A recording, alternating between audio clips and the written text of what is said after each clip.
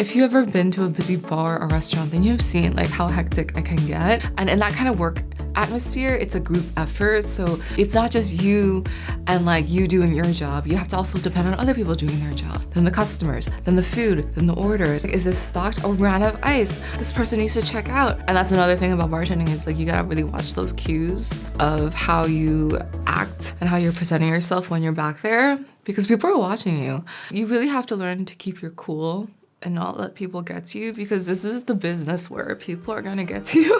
It really helped with my public speaking, because I was that kid in school, like going up to the board was like my worst fucking nightmare, okay? Bartending really helped me with that. Sometimes they would be sitting right in front of me when I'm making the drink. One downside of that was that sometimes you would have like really creepy people sit at your place of work and stare at you. And people usually stare at bartenders when they're making drinks or when they're working, but sometimes you're just literally standing there because it's kind of slow and polishing glassware or something. I would always be so grateful if I was working with a guy, because then he would just take care of those guys.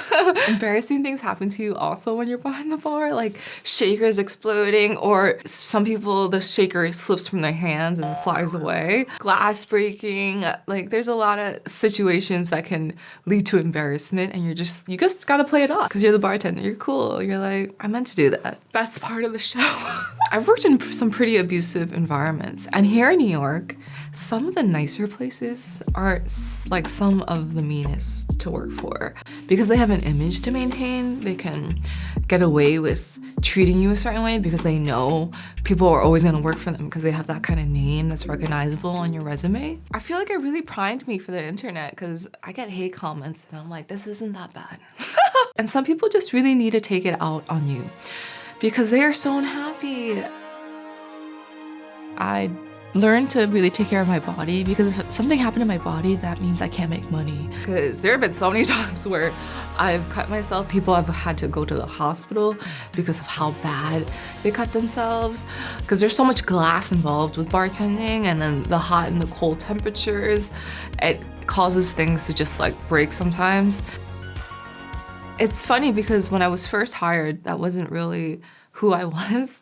I learned to do that because sometimes you get really bored at work and it's dead. And the thing about being a bartender is that you want to talk to people because you want them to come back. I got like really good at it throughout the years because I worked in places where I was really unhappy and I didn't really have friends in the places that I worked. Customers would be my escape. You know, I would be like, oh my God, thank God, someone to talk to. And so many come and go. So if you get a bad one, you're bound to get a good one after a while. It just takes one good one to really make you feel better.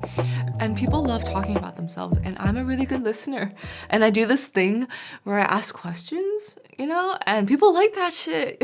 Because a person will come to the bar once, and 2 months later, I'll still remember them. I'm gonna be like, weren't you visiting? And you like a Manhattan, but you like it with rye and extra cherries. Wasn't that you? And they're always like, yes, that was me. I am more of an introvert, and I think that really helped me. I let other people talk. They never had to really repeat themselves with me because I was actually listening. People tend to respect you more when they don't have to repeat themselves constantly to you. You're not writing any of this down. Oh, steel trap. I think that's a big reason why I was always promoted, is because like managers love that shit about me. They would say things to me like once or a couple times, and then it's gonna be done that way from now on. But some people, you really have to like always tell them, and it's very annoying. They can really hold back the team. That's another people skill I learned, was how to work with others and be a good teammate. Because there's some people where I hated working with them. I think I'm a team player so long as everybody follows my lead. There was a misunderstanding between me and the head chef and the manager and the owners. It just made your job so much harder, as opposed to like that other coworker who always has it on lock. If they're coming to work, you know everything's gonna be good, everything's gonna be fine. I've seen people who look like they have everything on the outside, but they're so miserable. Or the way they treat you is so disgusting. How intelligent do you have to be to take a food order?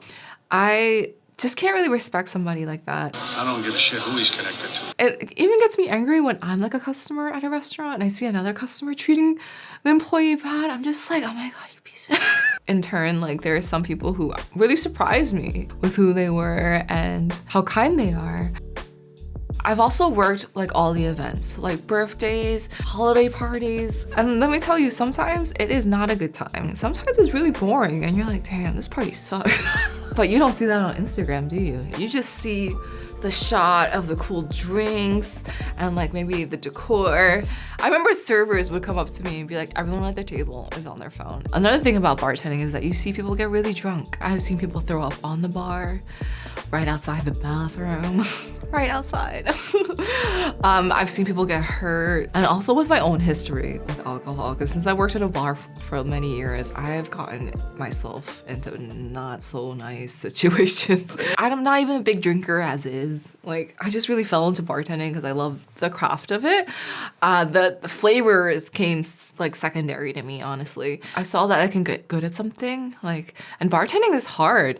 It's not an easy job. When I first started, I was not that great, you know, not compared to what I became. Because I did it for like so many years, I got really good at it, and it felt so good to know that I can get good at something and to have other people also tell me that I'm really good at it. Because first they had to tell me, and then I was like, oh, am I? And then I was like, I think I am too.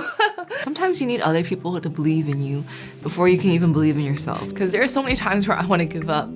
I get really sad and I'm like, I don't know if this is working. Am I making the right decision? But then I remember like, no, you thought about this constantly when you were bartending and you got really good at bartending. You can get good at this. And I have to really dig deep to find that shit. And I'm like, we gotta keep going. I know you wanna give up, but you've given up so many times before and it made you so sad. So we just gotta keep doing it, I guess. The only way to mitigate not being successful is to not quit. That's it. If you don't quit, you might make it. And if you quit, you definitely won't. Just know that if you don't like where you are now in your life, there's always a way to change it. Like, you always have that option, but you have to like choose it. Like, no one else can choose it for you. If that was a lesson I had to learn too. I guess it was just me holding you back. That's what I've been saying! But yeah, anyway, until next time, bye.